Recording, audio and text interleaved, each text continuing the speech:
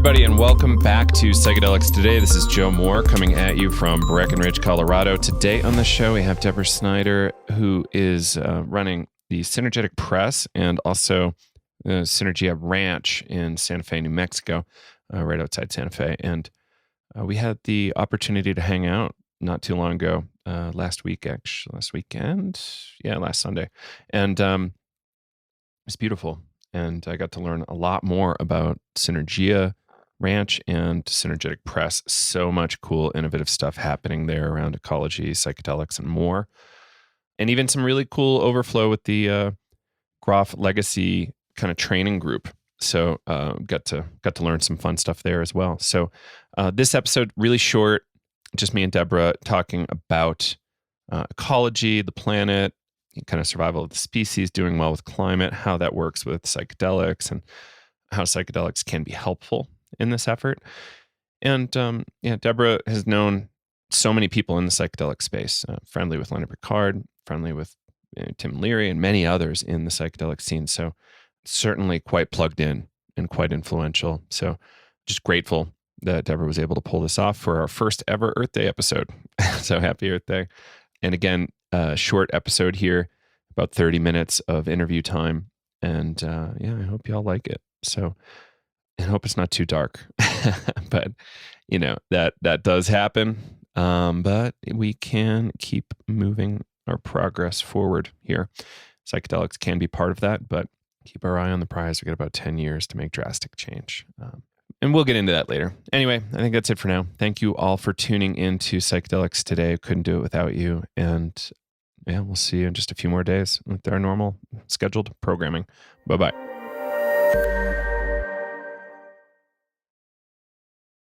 Hey, everybody. Welcome back to Psychedelics Today. This is Joe Moore coming at you live from Bicycle Day, San Francisco at the Midway. Kyle, how's it going? I'm doing good. Yeah, I can hear some of the background noise. Sounds fun. I wish I was celebrating Bicycle Day in San Francisco. How's it going there so far? It's good. It's a beautiful little day. Hamilton was the keynote. Hamilton Morris. Talked about why mescaline's not so popular on the market and a few other things. And it's been fun. He's talking about the whole new era of drug use and new drugs coming out every day. I guess a lot of these AI discovery platforms that a lot of big pharma companies are using. Wow. Escaped into the black markets. So interesting and dangerous times for drug consumers. And Mitch Gomez was up there. It's awesome. Cool. Oh, man, that sounds awesome. Yeah, really exciting. Yeah, I'm stoked to be here. I got to actually go to the Haight Street Shroom Shop. Not actually on the Haight. It's over, actually forget the name of the street now. Hayes, maybe. And I got a little personal mushroom tour of Golden Gate Park. So I got to actually go do mushroom ID all over Golden Gate Park, which is phenomenal. Any fun ones that you guys came across?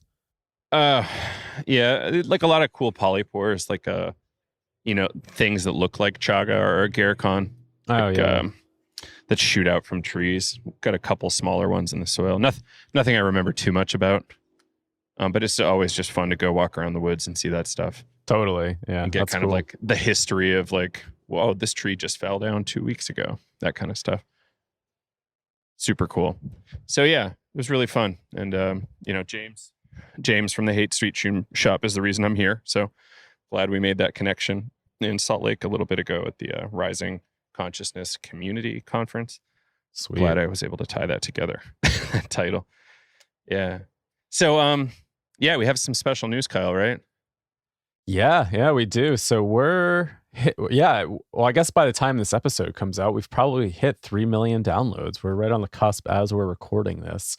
So I just want to say thank you, everybody, for playing a part in this. I mean, this just seems wild. I can't imagine, like, just thinking back like 6 years ago when we got this podcast started, where this would end up. And, I always say, like, this really started off as like a little passion project, right? Like, we just wanted to like have conversations around the work of Groff and also just breath work. And it's really grown in the past 6 years. And we're coming up on our 6-year anniversary in May, which is really exciting.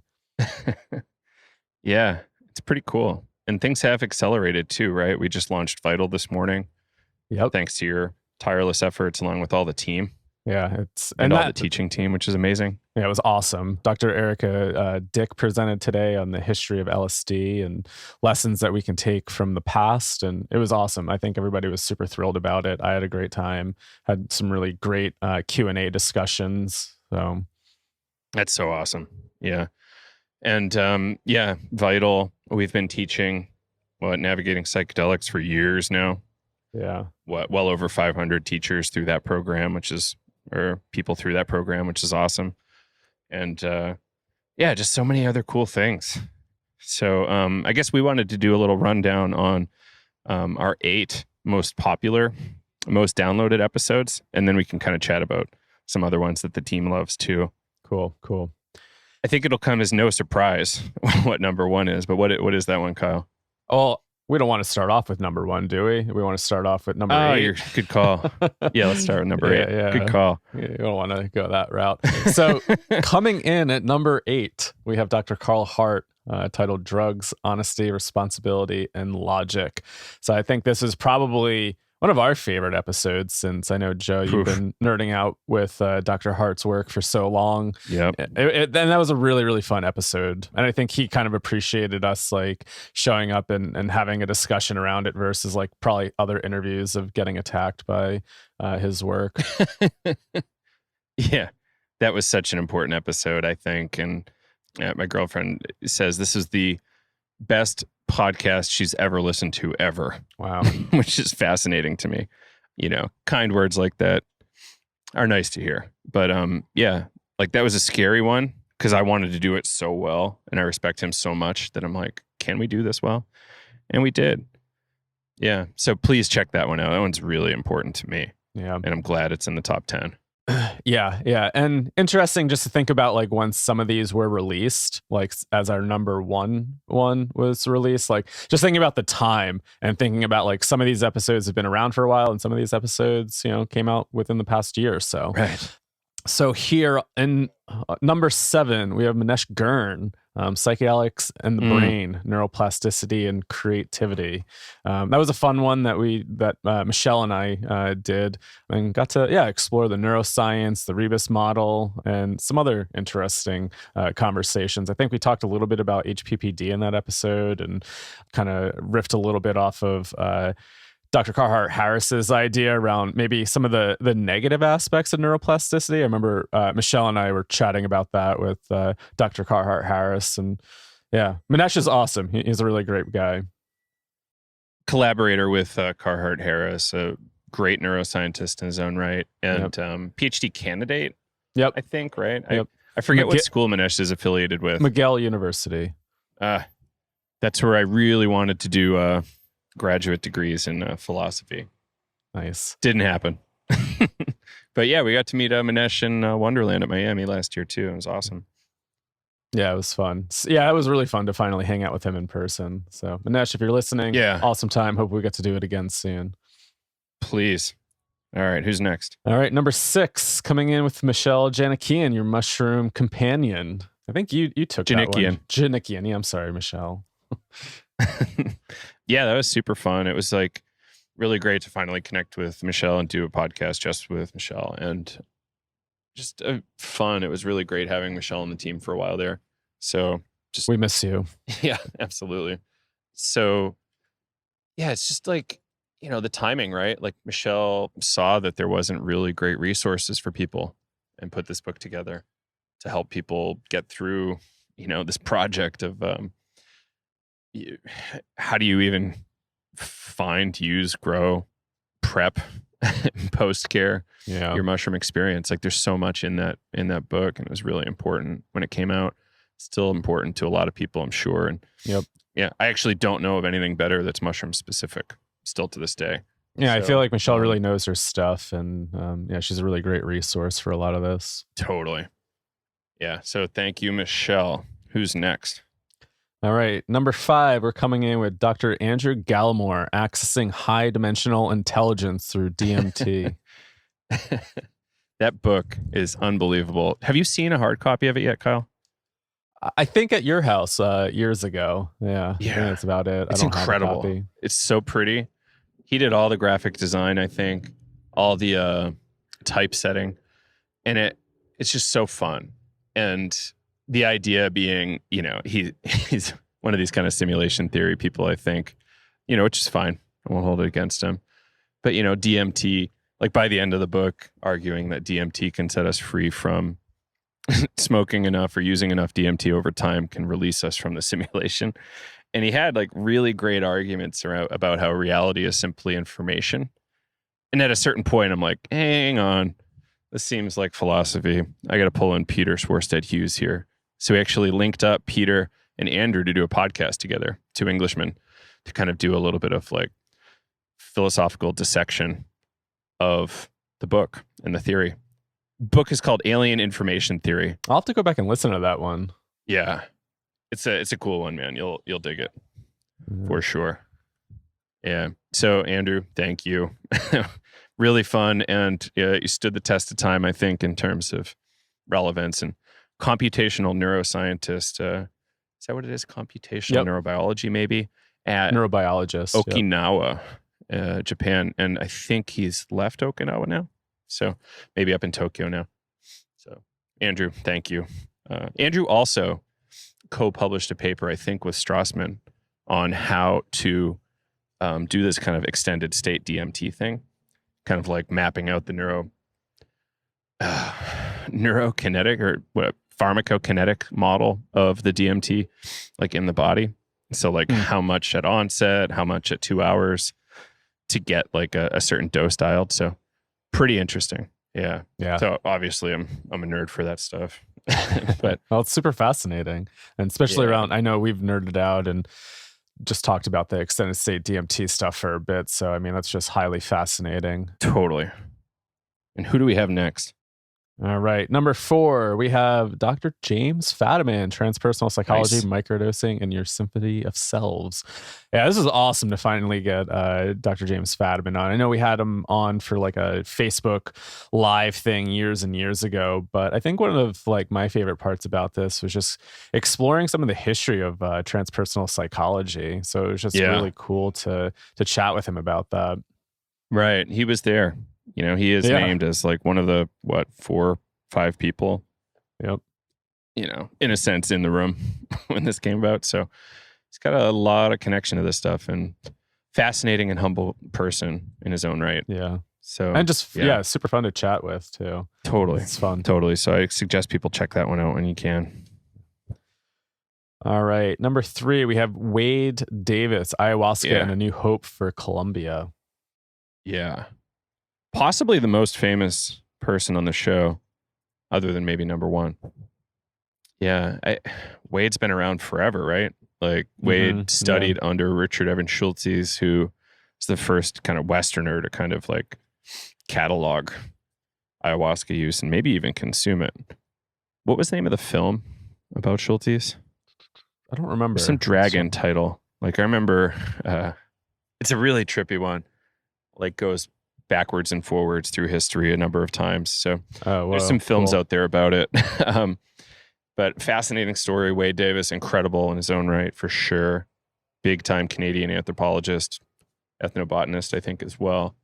Did we have him on twice? Or who was the other person that we had on? I think was a student of Schultes. It was, Dennis McKenna and Plotkin. Mark Plotkin. Dennis McKenna is jealous of the people who study with Schultes. Oh, okay. You can hear that in the podcast with Dennis. I think he says that. Well, who wouldn't be? That'd be such an honor to be able to study with Schultes. Before there was conservation issues with peyote, I think Schultes actually had large buckets of peyote just in front of his office doors in Harvard. Yeah. So those curious individuals could try it out before the psychedelic meme had even spread. Yeah. Yeah. All right. What do we have next? Number 2, we have Dr. Chris Beisch. So LSD and the Mind of the Universe, Diamonds from Heaven. Yeah, that was a really fun one. Just those 73 high dose LSD experiences. And his book is really awesome. If anybody hasn't read it, be sure to listen to the interview and also check out his book. Really documenting these 73 intentional high dose sessions, really kind of recording it and reporting back on what his experience was. It's incredible. Yeah. Bold, maybe a little dangerous, but I loved it. It was so cool. Yeah. And I think the most important part are his like lessons learned and like, what would you have done if you knew what you knew now? Like, what would your protocol have been? Right. I think that's a big deal. And yeah, no way to really kind of for him to go back in time, but we can all learn from what he did. Learn from that. Yeah. Yeah. And not saying like it was bad for him, but it was, certainly not easy on him. But yeah, really bold, really awesome, really great background to be approaching this topic from too. I think like religious studies and was his kind of career field, right? Yeah. Yeah. So yeah, obviously that, a great background to have because you can kind of be a little bit fluid with your kind of religious models. And a hardcore graph person too, which is awesome. Yep. All right. And drum roll. All right. Number 1 here. We have Hamilton Morris, PCP, 5-MeO-DMT, and the synthesis of new psychedelics. That was fun. We got to go to his lab at, University of the Sciences, which people told me sounded fake when I was going there. That's not real, but it's like, it's the oldest pharmacy school, I think, in America. And it's surrounded by Penn. So that's why people don't know about it. Like University of Pennsylvania, it just wraps around it. So it's like a really small looking school surrounded by a massive Ivy League school. So that's why people don't know about it. But beautiful lab. Hamilton was able to spend some time with me to record in his lab, which is amazing. Or so right outside the lab. We tried to go in the lab, but the door was locked. Did you get any pictures while you were there? No, I'm apparently super bad at that. I need to do that more. Yeah, I think we need to track our experiences a little bit more. Yeah, it was fun. And, we got the news out about Hamilton joining Compass and like, Hamilton explaining a little bit why he joined Compass and like what kind of things he was able to do to pull that off. He was able to get Compass to carve out some exemptions for him that I think many others on their payroll don't have, which is really awesome. And he said he's making like a massive amount of new molecules a week. Oh, wow. Really, for me to make one new molecule would be like amazing, but he's doing it multiple times a week and in a well-funded lab now. So I love that. And just really grateful for Hamilton spending time talking to us and going into some of these fun topics. Yeah. The new Shulgin. Poof. Yeah. Yeah, let's hope. No, there's another person I want to get on the show. Well, hopefully that person's the new Shulgin. We'll see. Oh, cool. Maybe a little bit more outlaw than Shulgin was. Anyway, that's the roundup. The team had a few picks, like Lori Tipton, a really well articulated story about MDMA healing through the MAPS protocol, I believe. I think Lori might have been early phase 2. Does that sound right? Yeah. She was pretty early on. Yeah. Yeah.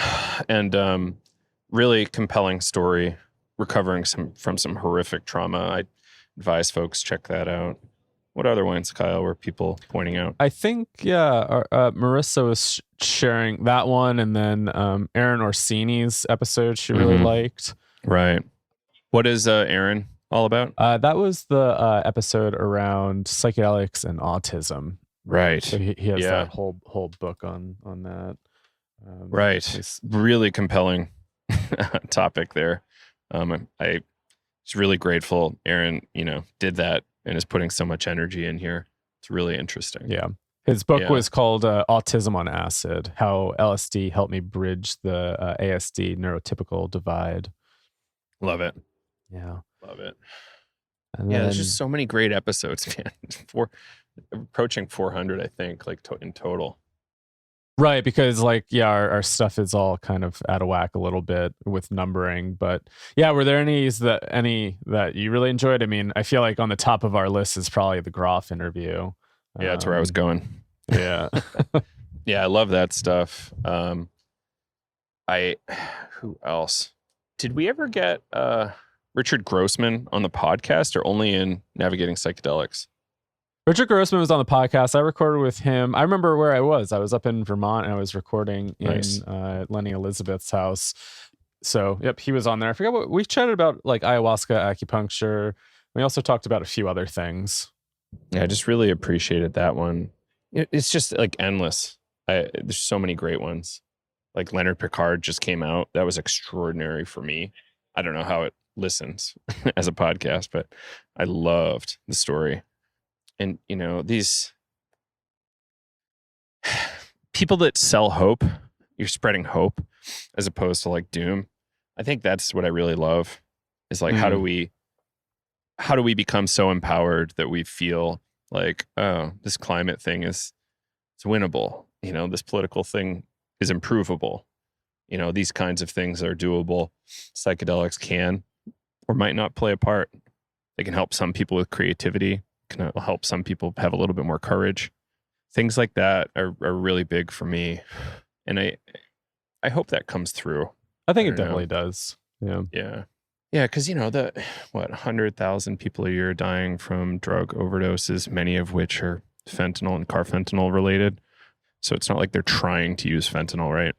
Like that. Right. It's scary. Mitch Gomez goes on and on about that and can do it in a skillful manner for ages. And he was on stage earlier today talking all about it. And how, if that's happening, how does that conversation relate to various decriminalization initiatives? Like, yeah, of course, we want 10,000 people a year to heal using, plants or whatever else. But how do we compare that to all these really dramatic problems?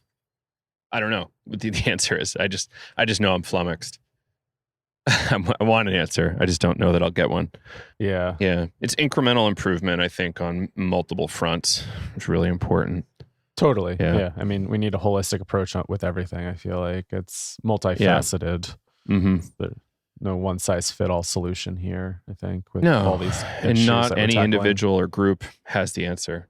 It's like, how do we, bridge divides, pick the right people to work with, and keep it moving to improve the human condition here on the planet. And maybe soon to be not the planet as well. I had a massive amount of like climate dreams last night. It was a little interesting and alarming. Yeah. Mm-hmm. Yeah. It's going to be an interesting bunch of years. So we've got an episode here today with Deborah Snyder, and kind of person in charge at Synergetic Press, putting a lot of these really great books about ecology, climate, food equity programs, and also psychedelic stuff as well. So it's kind of like my sweet spot for a press. Lives right in the middle of two of my most topics I'm most interested in. So cool. Love it. And that's where we actually recorded the interview with Leonard. Was at the Synergia Ranch. I'm really excited to listen to that one. That one just came out yesterday, right? This morning. Bicycle day. Special. Bicycle day, yeah. Yeah. I feel like my day is so long. I'm like, that was yesterday. Nope, bicycle day. We'll get you some sleep eventually. Yeah. So I guess, that's all we wanted to say. Thank you, everybody. 3 million downloads. It feels like a real accomplishment. And thank you all for listening to help us make it happen. Yeah. Can't wait to do more. And any kind of closing thoughts, Kyle, on Bicycle Day? I hope everybody is Bicycle Day as we record. Yeah, well, I guess you'll be hearing this after Bicycle Day, so I hope everybody had a wonderful Bicycle Day. Hope you enjoyed it. And just to reiterate, just super grateful, thankful for all of our listeners, everybody that's been supporting this project over the years. Couldn't do it without you. I know, we definitely had some up times, down times, and some of the comments that we get from emails of just how impactful the show has really kept us going throughout the years. So I just really want to send my appreciation to everybody that's been really supporting us through the years. So thank you. Yeah, thank you all. And I'm sure you'll get more of that from us next month as we hit 6 years too. So yes. Thanks everybody, and on with Deborah Snyder of Synergetic Press. Hello, everybody. Welcome back to Psychedelics Today, Earth Day edition. Happy Earth Day, everybody. I'm really honored and excited to have Deborah Snyder from Synergetic Press, Synergia Ranch. You've been involved in so many things, it's kind of hard to introduce you. Thanks. So how do you like to encapsulate your career in like ecology, psychedelics, etc.? Well, I'm a publisher and I'm also an ecologist. I like to call myself a planetary steward, trying to get that idea across that we can all become gardeners of the earth if we start to think in whole systems and get across the idea of what a biosphere is, our life support system here on planet Earth, so that we know what the elephant is that we are studying. All of the individual parts of. Which is a great aphorism. A whole bunch of blind monks touching an elephant trying to describe to each other what it is or something, right? Well, I think that's what we're at with the study of our Earth's biosphere. There's still a gap, I think, in general common understanding about, just how complex our total system is, yet it is a unified evolutionary co-evolutionary life support system that sustains all life on the planet, and that is called a biosphere, a sphere of life. Yeah, absolutely. And you were pretty closely involved with Biosphere 2. Biosphere 1 being Earth, and 2 is the one in outside Tucson. Is that right? Yes, that was the first model of an Earth's of a biosphere, a model of this planet Earth's biosphere.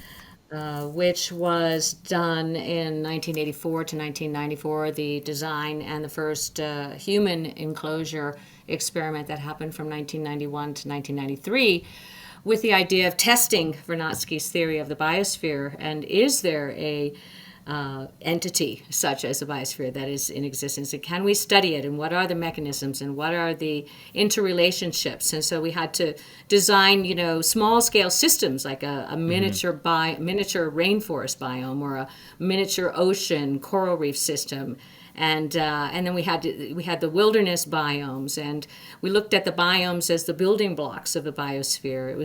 These were really exciting times back before the internet. Everybody was actually talking to each other and exchanging their knowledge between the engineering line of people that had to be brought in for this laboratory that was being built, a laboratory for global ecology. And the life science systems people that were all like, all about nature. And, well, your fans are going to blow my lianas straight off the mountainside.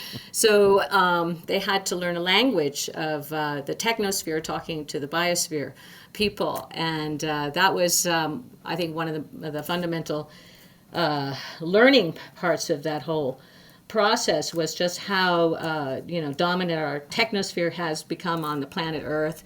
That's a human-made system since the Industrial Revolution, and how to design that into Biosphere 2, how to represent that, in the basement, in the moving of the air and the wind and the artificial wave systems, and the monitoring, the environmental monitor. The idea of environmental monitoring systems was very early. The EPA was just being born in those days, and just been born.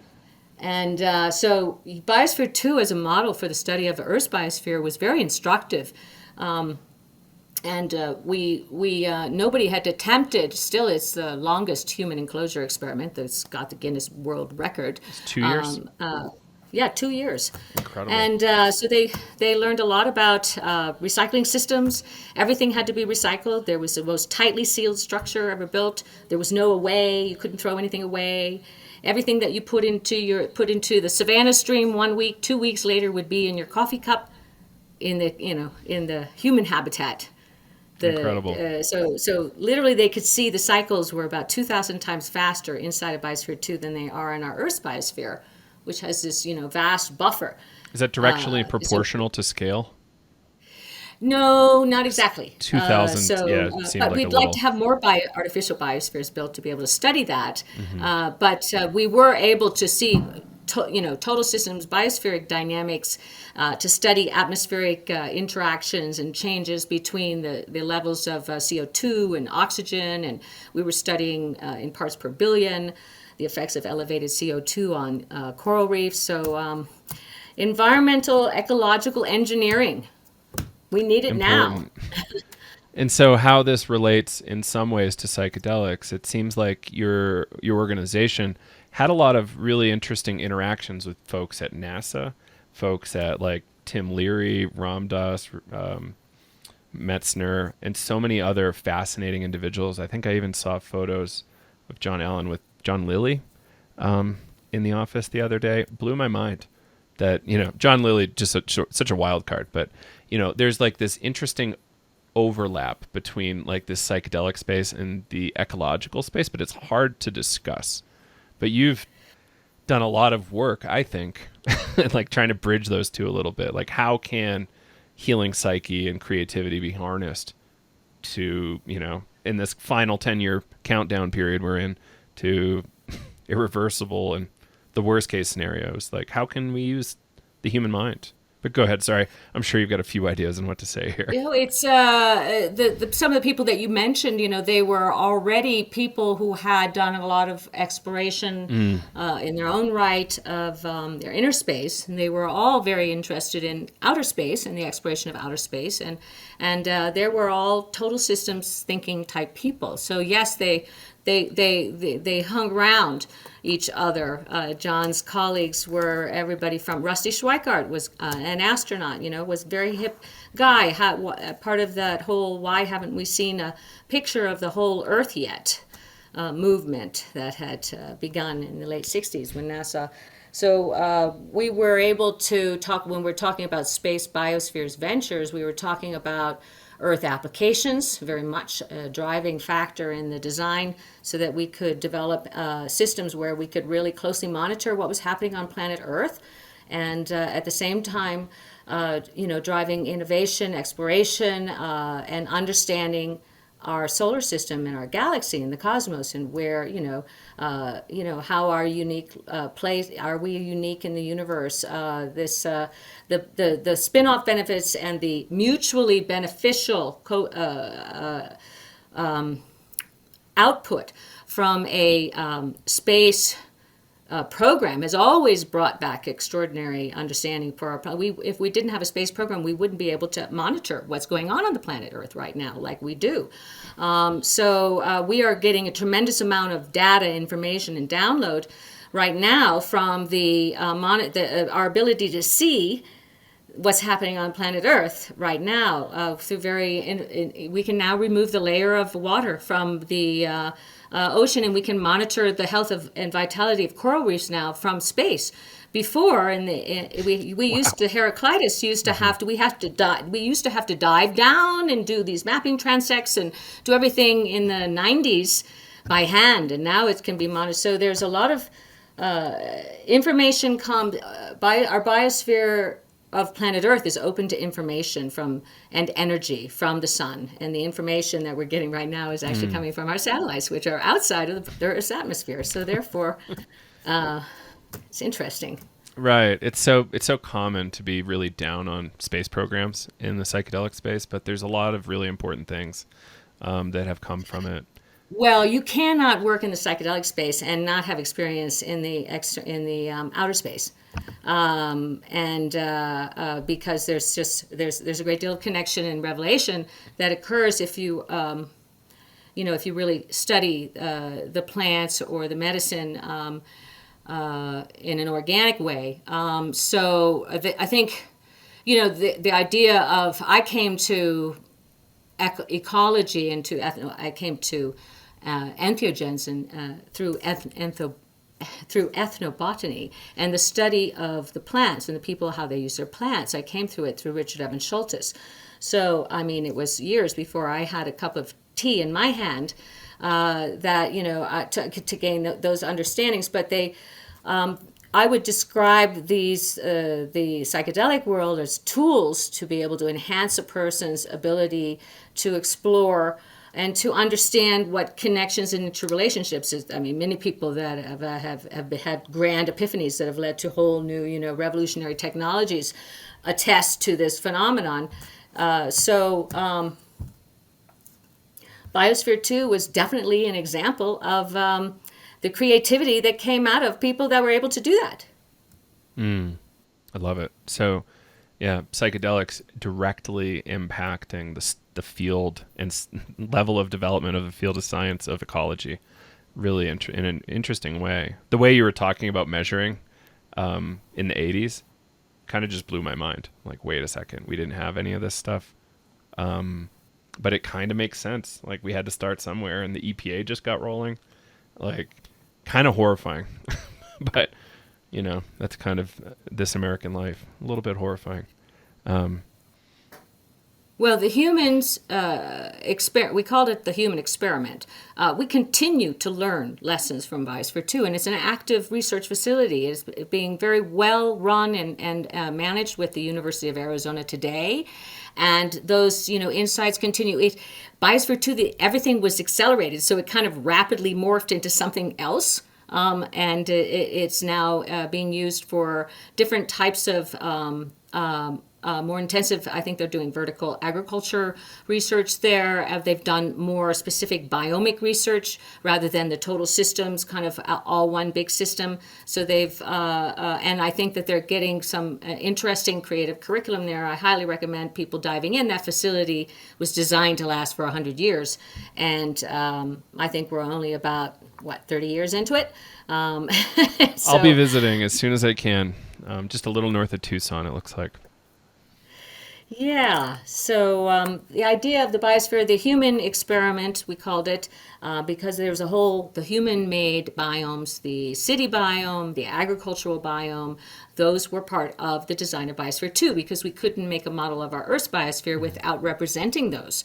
So, the pure Rousseauian, Eden biosphere, it was not going to work. And Vernadsky was a Russian scientist. He'd founded 5 major research institutions. He was venerated in the East like we venerate Darwin in the West. So, his ideas still are being only reaching, deep understanding about the layers of biosedimentation, the whole process of life that goes all the way down to, when you reach the necrosphere. That's a word I really love. That's the end of the biosphere. You're in the sphere of dead matter. You're getting down to fossilized fuels, and just takes a long, long view. And all of this gave rise to what we're now live in, which is known as the Anthropocene era, the Anthropocene epoch in history, which is defined as that humanity is now the most dominant geological force on the planet. When you think about it, it used to take the biosphere millions of years to move all that rock. Now we just put it on ships, or it moves out on trains, it goes along, and all this other matter that we're moving all around. So we're moving biogenetic transfer of matter everywhere. And we can see our impact now can be measured in the isotopic record, in the fossil record of our geosphere. And that is where we are at in geological history. We do make a significant impact on this planet. To think that we are just, nature's, this all thing is, that somehow it's going to rebound all by itself. At this point, when you measure everything that we've done to impact the biosphere, you have to really start, but there's nothing better than getting a big picture about something. You go to the top of the mountain and you look far and you see the horizon, and suddenly you come back down and everything seems crystal clear. Get a picture of the biosphere in your head, and frankly, everything else, all the boundaries, you start to look at the life systems around you, and you look at your own bioregion, and you see where it makes sense, where it fits into the big picture. Yeah, beautiful. And psychedelics can really help categorize that quite a bit, I think, and help give somebody kind of a direct insight or a direct experience of that kind of flow, and those different time cycles. We have the naturalist trance. You can get into the state, where, and then if you have some basic vocabulary to understand that, there's the plant world, there's the animal world, you've got the soil, and all, you can, so, just the study of a biosphere really is a question of understanding the structures, the level of ecology that make it up. And So can we talk And a little bit then about when the you ranch? have that all-in-one experience, you know what it is that you're actually experiencing. That's a really good point. Yeah. Oh, interesting. Yeah. So prepping. They always say like, oh, all the prep doesn't matter for your mystical experience, but it's like, well, I think there's a lot that matters in your prep. You know, one doesn't always equal one as it comes to like that mystical experience. But anyway, can we chat a little bit about the ranch, Synergia Ranch? And from what I understand, there's some really interesting Groff-oriented retreats that are going to be there this year. Synergy Ranch, Center for Innovation, started in 1969. It's gone through a few transformations. Now run as an organic farm, orchard, headquarters to some enterprises, and a small retreat center that does have really interesting groups come through. The Groff Legacy Project is beginning to build up some of its programming here. We have some of the universities come to do workshops that might intersect with our farm activities. And we're looking at actually some of the programs that we might develop ourselves through the Institute of Ecotechnics and our Biospheric Studies curriculum that we're in the process of developing right now. Where we can do some hands-on learning and just starting to also invite people like classrooms to come here and visit the space. So it's a working farm, retreat center, with a large geodesic dome. We have a yurt, lots of beautiful outdoor space. Dance hall. It's like a, we call it the land of enchantment.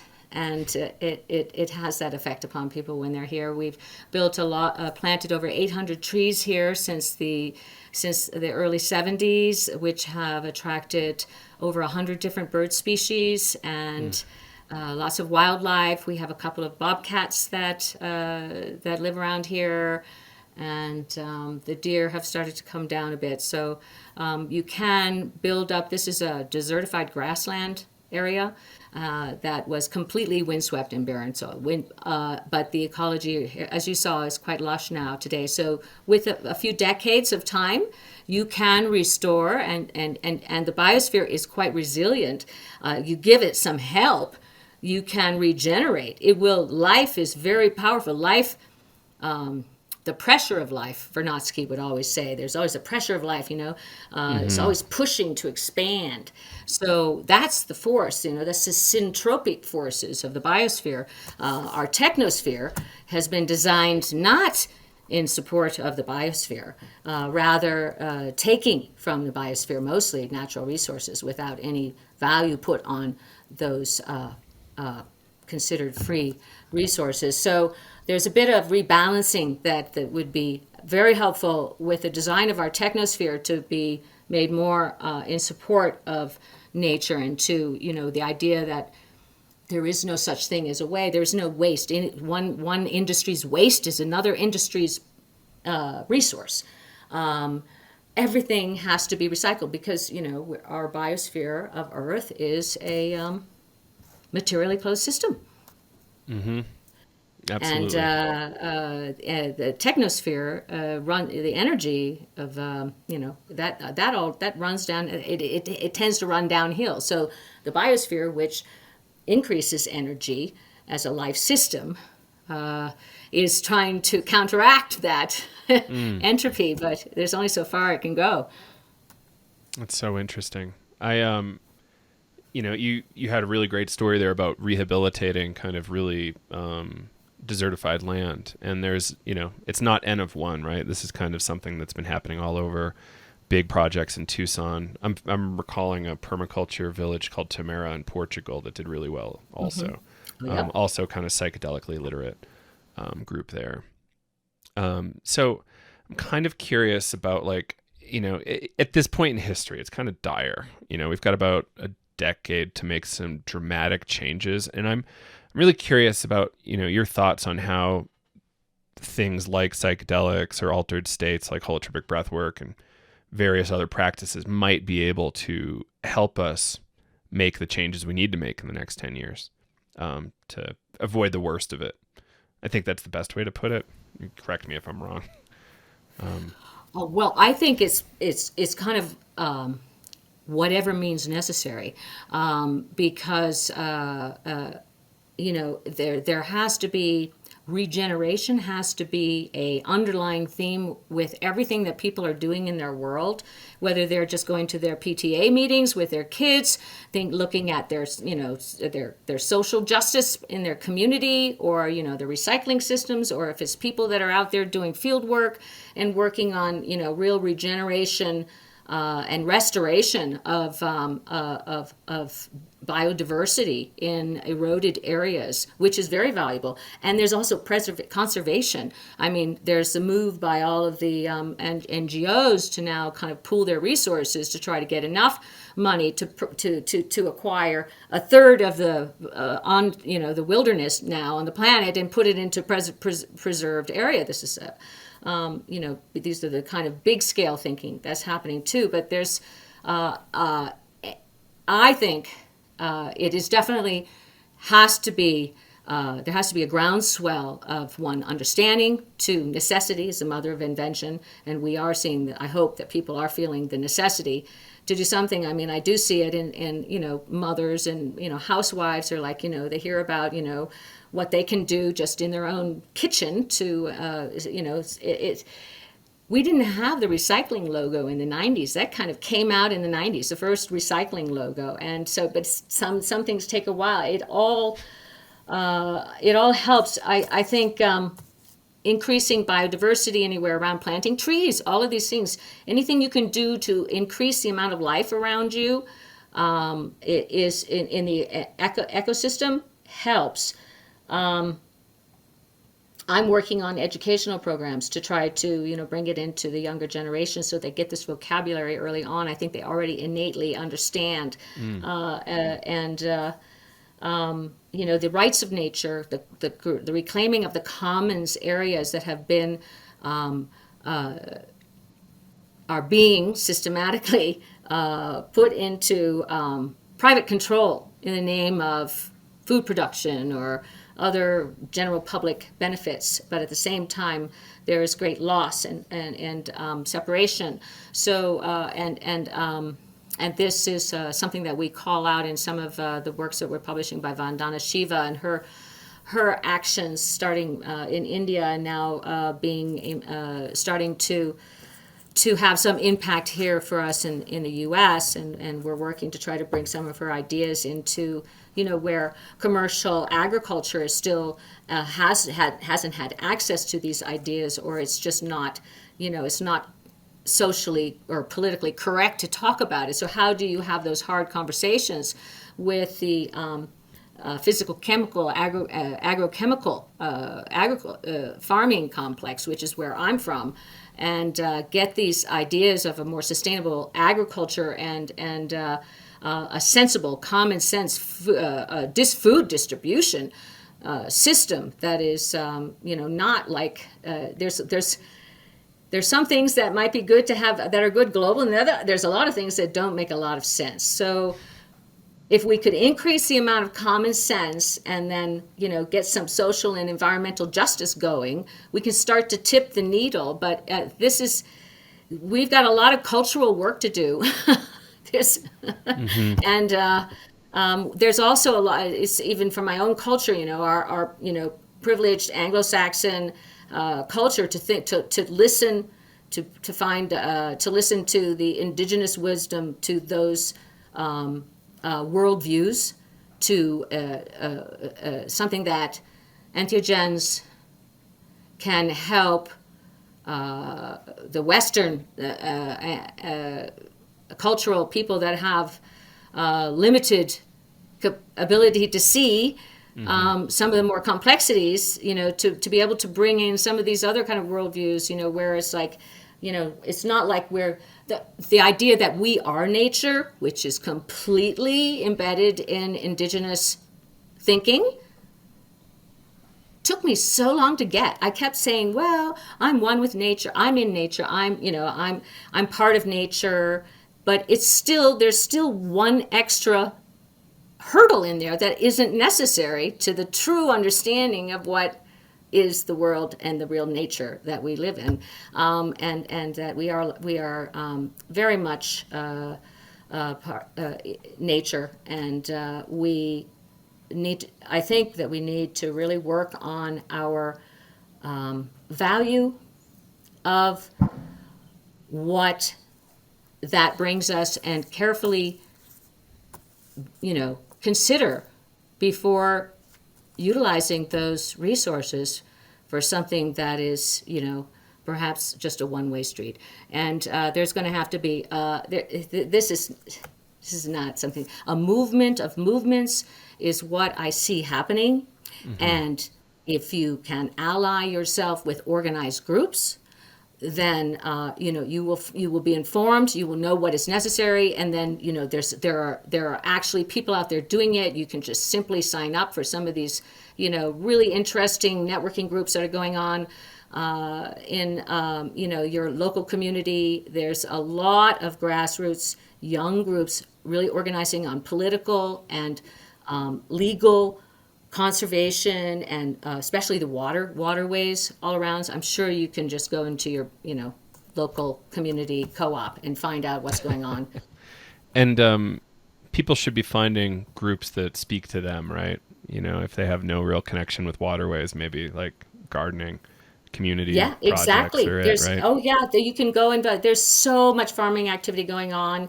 And, the last thing I would say to people is that if they're really looking to, try to do something with others, if there's any way they can get some land, to own land is key to a long-term project, because you will be investing your sweat equity and your cash capital into it, and the economics are hard to make it work unless you can invest in that land. So, land is a big value, and then we can revalue that, and we can add value to that. Right. Like actually treating the land as it wants to be treated, building soil over the, period of time, improving the water, like all these things. Yeah. Your recently late friend, Joanna Macy, had a great line about planting water that I loved. On her Future Primitive podcast. I'm blown away by the amount of depth there. And you're planting, in some cases, like 50,000 gallons of water with certain trees. And that in a desert ecosystem is a really big deal.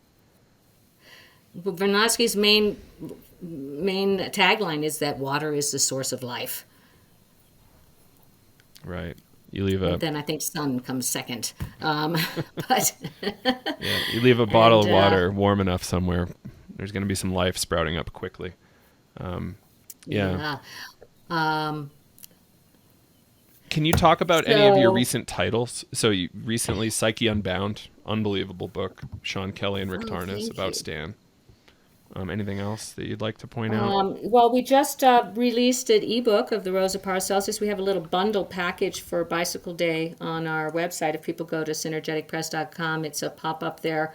You can get some LSD, My Problem Child, Mystic Chemist, and LSD Psychotherapy, all for $38 for all three books. Well, that's exciting. This is my first time seeing the actual one. I think I got a preprint that came out very different. Oh, well, I'm so glad you got that. I'm loving it. So, there's so many great titles that you put out. Thank you. Well, there's a lot of great titles to put out, and it hasn't always been that way. So what we're finding is very exciting and invigorating. We have, Vandana Shiva's agroecology book I've been waiting for a long time to send to my folks there in Illinois. We also did her philanthrocapitalism one, which was more of a global essays from people about, which really speaks to this the disappearing of the commons. And, we're just, now's the time. There's no time like the present at this point. We've got to get these voices out there, and then hopefully we will be able to inform, people will be able to start, growing into leadership positions and making decisions that are more informed, that will help to preserve the longevity of our Earth's life support system. Absolutely. It's Earth's quite valuable, and we need to understand that. A few psychedelic experiences or breath work or spontaneous mystical experiences can help inform the importance. Sometimes abstract you away from it a little bit, but we've got to figure out how to get people to read Vandana Shiva beforehand, I think. She's so incredible. Yeah, there's some excellent tools that are available for people to really enhance their understanding about their own inner world, their own spiritual growth. And I think that it just goes without, I've never met anybody that has undergone or gone through any kind of transformative experience for themselves, or looking for insight in there, that hasn't come out with a greater appreciation of the nature of which we are part. And that's kind of a common phenomenon. I mean, most people don't say, oh, I really want to go to an alien planet after this. I don't want to, it's like, there's this very special power to this life that we have on this planet.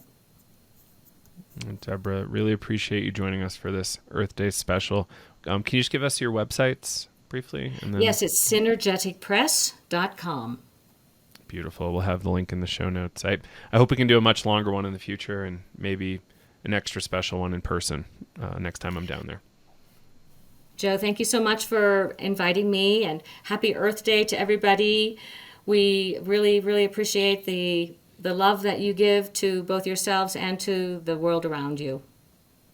Thank you. Until next time. Bye-bye.